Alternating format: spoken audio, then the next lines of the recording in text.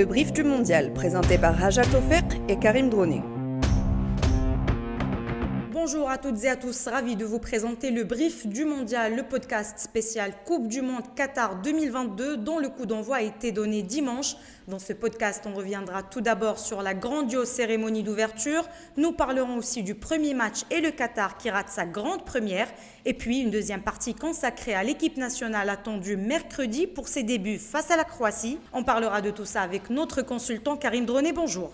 Bonjour Ajar, bonjour à toutes et bonjour à tous. Le brief du mondial, c'est parti. Alors c'est bon, on y est, la Coupe du Monde la plus controversée a officiellement commencé dimanche. 60 000 personnes ont assisté à la gigantesque cérémonie au stade Al-Bayt qui a précédé le coup d'envoi de la grand-messe planétaire organisée pour la première fois dans un pays arabe. Tout d'abord, qu'avez-vous pensé de cette cérémonie, Karim Droné ? Écoutez, moi j'étais agréablement surpris par cette cérémonie car au-delà de la technologie, je pense qu'il y a un message de tolérance et de paix qui est passé grâce notamment à l'intervention de Morgan Freeman et du jeune Ranim qui ont passé un message très fort. Ranim, vous le savez, c'est ce jeune Qatari de 20 ans qui est malheureusement handicapé, qui n'a que la moitié du corps face à l'immense Morgan Freeman. C'était une confrontation à la fois émouvante et pleine d'espoir également parce que je pense que les Qataris ont voulu montrer que c'était un mondial un petit peu différent malgré toutes les critiques comme vous l'avez dit tout à l'heure. C'est vrai que c'est un mondial différent, ils ont voulu faire passer un message de paix et de tolérance et de rapprochement entre tous les hommes de la planète, tous unis autour du football. Alors justement, certes, le Qatar a réussi sa cérémonie, mais il a raté sa grande première. Le pays hôte a été dominé par l'Équateur. Résultat, 2-0 et le score aurait pu être plus lourd. Donc malgré plusieurs années de préparation, le Qatar a été très décevant et vraiment pas à la hauteur de l'événement. Alors selon vous, Karim Droné, est-ce que c'était une question de trac ou tout simplement de talent ? C'est-à-dire l'Équateur a été largement supérieur. C'est évident que les Équatoriens ont été beaucoup plus forts à l'image de l'homme du match, à Valencia, qui a été au four et moulin, qui a quand même inscrit le doublé, qui a même marqué un troisième but, qui a été refusé ensuite après la vidéo. Il n'y avait pas photo en fait entre les deux formations. Le Qatar, on le sait, s'est préparé à huis clos. Alors est-ce qu'on voulait cacher justement la faiblesse de cette équipe ? Je me pose aujourd'hui la question parce que franchement, sur ce qu'on a vu sur le terrain, ça manquait de cohésion, ça manquait véritablement de conviction. Le niveau était quand même très très faible et c'est vrai qu'il n'y a pas de star, il n'y a pas de joueur qatari qui évolue aujourd'hui au plus haut niveau. Donc on peut organiser une Coupe du Monde, mais construire une équipe, ça c'est pas à coup de millions de dollars que ça se fait. Il faut aussi une tradition du football. Alors historiquement, Karim Droné, toujours le pays hôte a sa place dans le deuxième tour. Est-ce que ça sera le cas ? Est-ce que le Qatar a encore une chance de se rattraper et de créer la surprise en passant au deuxième tour ? Ça me paraît quand même très difficile. Ça me paraît très difficile au vu de ce qu'on a pu apercevoir donc, ce dimanche lors de ce match d'ouverture. Il faudrait véritablement un miracle pour faire rehausser le niveau de jeu de cette équipe qatari. Bon, j'espère qu'ils vont mouiller un peu plus le maillot peut-être dans leur prochain match, mais je ne pense pas que ce sera suffisant pour les voir en huitième de finale. Alors passons maintenant aux choses sérieuses, passons à la sélection nationale qui va commencer sa Coupe du Monde mercredi contre la Croatie de Luka Modric, 12e au classement FIFA. C'est un match contre le finaliste du Mondial 2018, mais qu'il faudra quand même bien gérer si on veut continuer de rêver d'une qualification pour le deuxième tour, n'est-ce pas Karim Droné ? Pour moi, c'est un match capital, l'entame d'une Coupe du Monde, surtout dans une phase de groupe où on va disputer 3 matchs.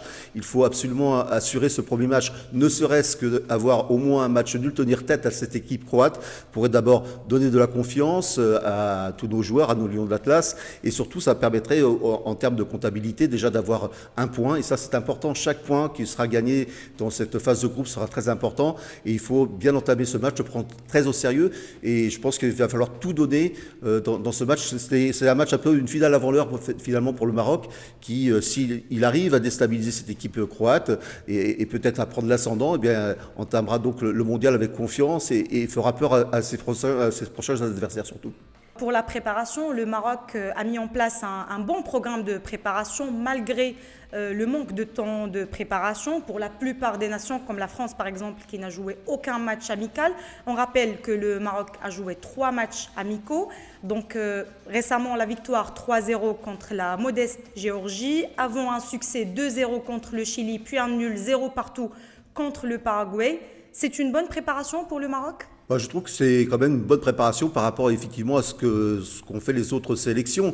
C'est vrai que ça a été fait un petit peu dans l'urgence pour Walid Regragui qui a pris au pied levé la succession de Halilovic, mais je pense qu'il a réussi à imprimer à cette équipe un mental assez fort et une cohésion d'équipe qu'on a pu voir dans les différents matchs amicaux et surtout dans ce match contre la Géorgie qui est assez révélateur de la touche de Walid, capable de rassembler les hommes, de leur donner la niaque pour aller de l'avant. Bon, même si l'équipe, l'adversaire était un peu modeste, on a vu quand même un jeu qui se développait véritablement. Il y avait bonne circulation du ballon et ça c'est encourageant pour le début de cette Coupe du Monde. Alors en regardant ces 3 matchs, on peut constater que le groupe de Walid Regragui semble prêt, donc les cadres sont en forme et il y a une ambiance bon enfant qui règne au sein de l'équipe nationale et c'est ce qui laisse entendre Hakim Ziyech, on l'écoute. You know, the feeling is good, the spirit is good in the team. And we know what we have to do to make everybody proud. And you know, I think for everybody it's a big stage now to show what we're capable of as a team and as a country. Hakim Ziyech qui fait parler de lui grâce notamment à son but d'anthologie face à la Géorgie. C'est d'ailleurs son premier but depuis son retour parmi les Lions. Comment vous avez trouvé son retour, Karim Droné ? Écoutez, moi j'avais quelques doutes parce que Hakim, on sait, il a un caractère un peu particulier et en fait, on le voit déjà évoluer avec le sourire. Ça faisait tellement longtemps qu'on ne l'avait pas vu sourire et on le voit avec ses partenaires. Il y a vraiment une belle entente et donc ça se passe plutôt bien. Je pense que la sauce a pris et ça c'est vraiment encourageant aussi pour la suite des événements. Évidemment, ce but l'a marqué contre la Géorgie des 60 mètres. Écoutez, tout le monde en a parlé et ça aussi, ça fait du bien au moral, ça fait du bien à l'équipe parce qu'on est tous unis derrière Ziyech, on l'attendait, nous public, nous journalistes, on attendait Ziyech. Il est là, il ne déçoit pas pour le moment, donc espérons que ça va continuer. Sans doute, Ziyech sera dans le 11 de départ de Walid Regragui avec Bouffel et Nseri dans l'attaque. Le milieu de terrain, il devrait être composé de Amrabat Ounahi et Amlah. Bien sûr, dans les cages, on retrouvera sans doute Yassine Bounou, Hakimi à droite, Mezraoui à gauche, et puis dans l'axe, le duo Romain Saiss et Naïf Aguerd. Est-ce que c'est la composition idéale pour commencer face à la Croatie dans cette Coupe du Monde ? Je pense que c'est une équipe qui est à peu près l'équipe type pour le Maroc aujourd'hui et on ne change pas une équipe qui gagne pour le moment. Donc je pense qu'il faut s'appuyer effectivement sur ces cadres-là. Ils ont fait leurs preuves. La sauce a pris justement, je disais, avec ceux qui sont revenus dans l'équipe. Donc il n'y a pas de raison de changer la philosophie. Après maintenant, s'il y a des blessures, ça va peut-être évoluer. Ce sera peut-être un peu plus compliqué pour coach Walid de trouver des remplaçants, notamment sur la défense. Mais pour le moment, je pense qu'on part avec ce groupe-là et on pourrait justement aller très loin avec ce groupe. Aller très loin, c'est ce qu'on souhaite et c'est ainsi que se referme ce podcast. Rendez-vous après le match du Maroc. Bonne chance à nos Lions et merci Karim Droné. Avec plaisir.